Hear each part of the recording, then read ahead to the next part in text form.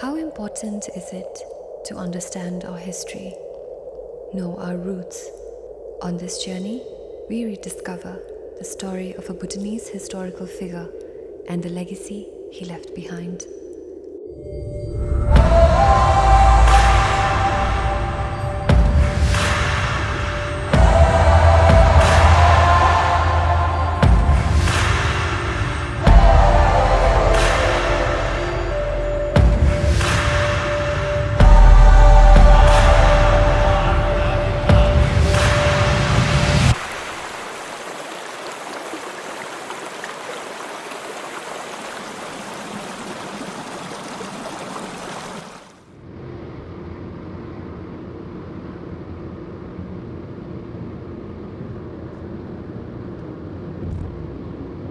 What do we really know about Pema Lingpa? Who was the Bhutanese Terton? I asked myself this question before I began this journey. Most of us only remember him as the treasure revealer who was prophesied to be the one finding sacred Buddhist scrolls and termas hidden by Guru Rinpoche. On this journey, we retrace the footsteps of this great Terton in Bhutan Valley as we learn more about him through my friend Pawo. Meet Pawo Choyning. He's a photographer, filmmaker, storyteller, but to most young Bhutanese, he's a modern spiritual guide whose stories and posts about Buddha Dharma is getting the attention of a whole new online generation. He's also behind the Stupa Resurrection project in 1Baribang, the birthplace of Pema Lingpa, and that's what we're here for. When I told him I was interested to do a travelogue on the project, he told me that it's important to know more about the Terton before we head to the place that started it all, and thus began an unconventional pilgrimage. Bhutan's most famous Terton. His activities, discoveries, and teachings not only shaped Bhutan's spiritual and political landscape, but had a far-reaching impact through the trans-Himalayan areas. He was an artist, a skilled blacksmith, painter, sculptor. He was also a controversial mystic, but to some, a sorcerer of black magic. Guru Rinpoche had prophesied that the Buddha Dharma would need timely revivals in the future. For the purpose of these revivals, he hid teachings as treasures to be discovered by discoverers who were known as Tertons when the time was right.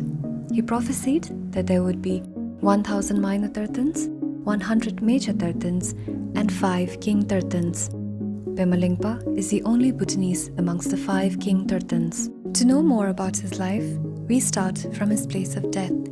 Tamjing was built in 1501. This is when Pema Lingpa moved here, and he spent the last 20 years of his life here. And basically the entire Pema Lingpa movement lineage was centered around here. So this temple here now, it is believed to be the oldest Nyingmapa temple in the world, because of course there are many other Nyingmapa temples, but that have always somehow changed lineages. Tamjing here, it has been Pema Lingpa lineage, it has been Nyingmapa since 1501. Out of the 5 great Terton kings, what we have here is the last remaining temple built by these 5 great beings. So I think we Bhutanese are very, very fortunate to have this Nurbu, or this wish-fulfilling jewel, still in our lands. The Guru Rinpoche statue in the main Lakang in Tamjing is believed to be one of the oldest Guru Rinpoche statues in the world, built by Pema Lingpa himself. It is believed that as Pema Lingpa turned in for the night before completing the statue, the Dakinis flew down and finished building the statue for him. But as the sun rose, the Dakinis flew away, leaving the statue without a hat. So, Pema Lingpa is said to have made the hat, but turned out to be a little small for the statue's head. Pema Lingpa is known to have been short and a small person, so it is believed that the hat was made based on the size of his own head. So if you look at the statue in Tamjing, you'll now know why Guru Rinpoche's hat is a bit small for his head. The Guru Rinpoche statue is also very, very sacred because of the substances it has inside. The heart essence of this Guru Rinpoche statue is a Vajrasattva statue, a Dorsem statue, that Pema Lingpa took out of Mebartso. Pema Lingpa's origin story is one of prophesied reincarnation, beginning from Bauda in Nepal. Once upon a time, there were 3 brothers who built a special stupa. Each brother made a noble aspiration upon completing the Terton. The first brother aspired to take the Buddha Dharma to the land of snow, Tibet. The second brother then aspired to be born as the brother's patron. Hearing the aspirations made by his older brothers, the youngest brother aspired to be the dispeller of the obstacles his brothers might face. Few hundred years later, the oldest brother was born as Khenpo Shantarishta, who took Buddhism to Tibet. The second brother was born as King Tutung Ditsun, the great Dharma king of Tibet. The youngest was born out of a lotus in late Dhanakosha, Bodhiana in India, as Guru Rinpoche. But here's an interesting twist. When the second brother made his aspiration, he accidentally killed an insect, thereby interweaving his life and the insect for eternity. By that one act, when the brother was born as the king of Tibet, the insect was reborn as his little princess, Hajan Pemasel. But because of his accidental killing, his daughter did not have the merit to live a long, full life and dies at a young age of 8. Heartbroken, King Tutung Ditsun takes his dying daughter to Guru Rinpoche and begs him to cure her. Guru Rinpoche only tells the story of Bauda and the brothers to the king, but in her dying moments, he recalls her mind stream and gives her a series of teachings and empowerments before her passing. It is at this moment that the little princess asks Guru Rinpoche about her future life, to which the great master answers, "After living the lives of 5 unfortunate births, after exhausting all your negative karma, you will be born in the valley of Bumthang in 1450 as a short, harsh-mouthed man, but you will be my very own heart son, Ujin Pema Lingpa, the 4th Terton king." The termas that he discovered, he had many. The most profound one has to be the Lama Norbu Jamso, which is depicted on this wall.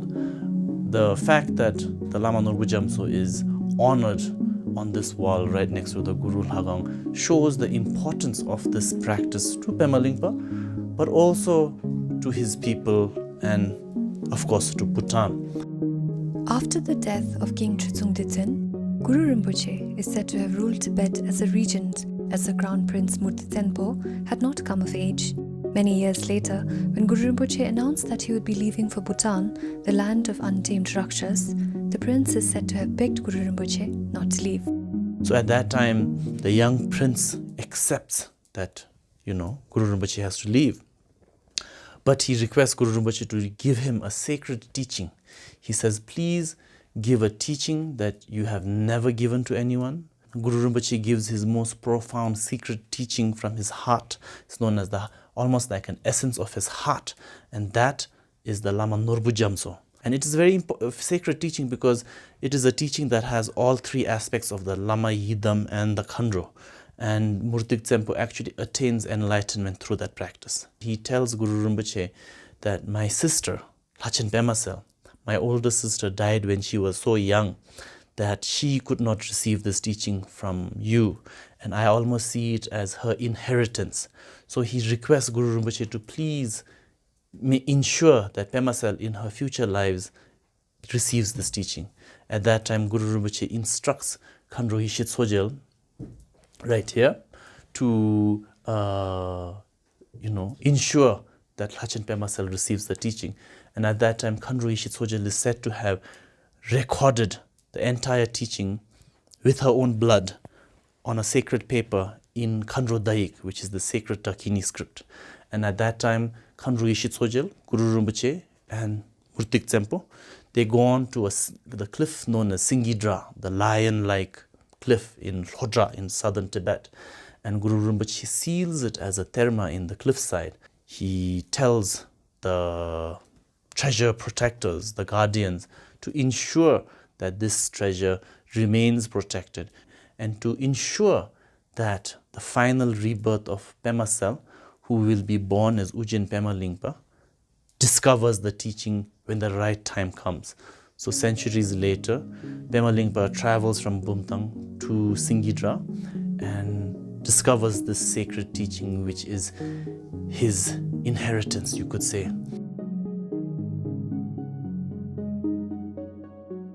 For our second visit, we traveled a few minutes above Tamjing to a beautiful temple perched on a hill overlooking the beautiful summer glades of Bhutan. This temple is known as Padmasambhava Lakhang. The main temple is said to have been renovated by Pema Lingpa around the cave where Guru Rinpoche meditated. You can still see those imprints on the rock. Meet 69-year-old Lama Terton. Lama Terton is the oldest living master of the Pema Lingpa lineage. We all sat for tea with Lama Terton as he told us a little more about the importance of 1Baribang and Pema Lingpa.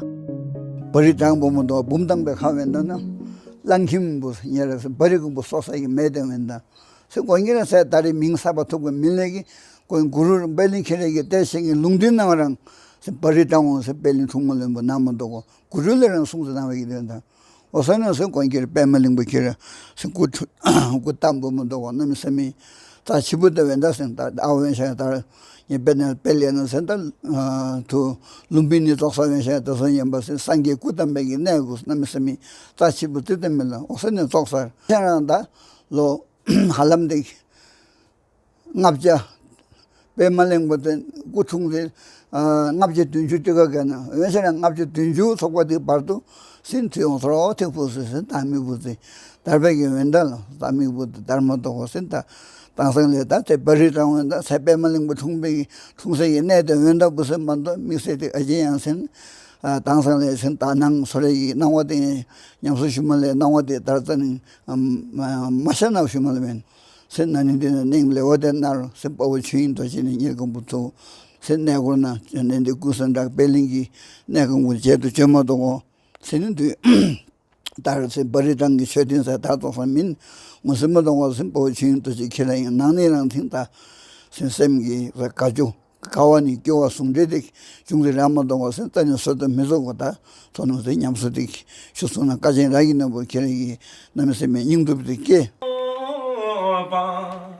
아라기에 오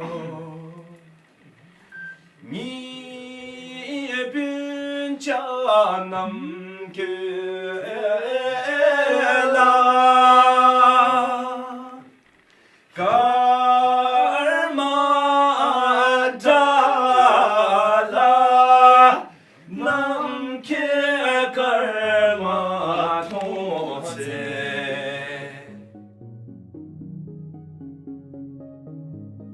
The last temple we visited for the day was Kinchusum Lakhang, also known as the second seat of Pema Lingpa in Bhutan. On the advice of Guru Rinpoche, the Tibetan king built the original Kinchusum Lakhang in Bhutan in the 8th century, as Guru Rinpoche felt the need of a monastery in Bhutan that could be of the same importance as Samye in Tibet. How is this connected to Pema Lingpa? Well, during his time in Tamjing, the famous Terton is said to have renovated the temple. The grand structure that you see today of the Lakhang is an interesting renovation design constructed under the patronage of Sungtrul Rinpoche, the 11th Pema Lingpa reincarnation. This was done when a butter lamp fire accident burned parts of the original temple in 2009. Stay tuned for our next episode as we finally make our way to 1Baribang, but first, making a stop at the place where Pema Lingpa became a Terton.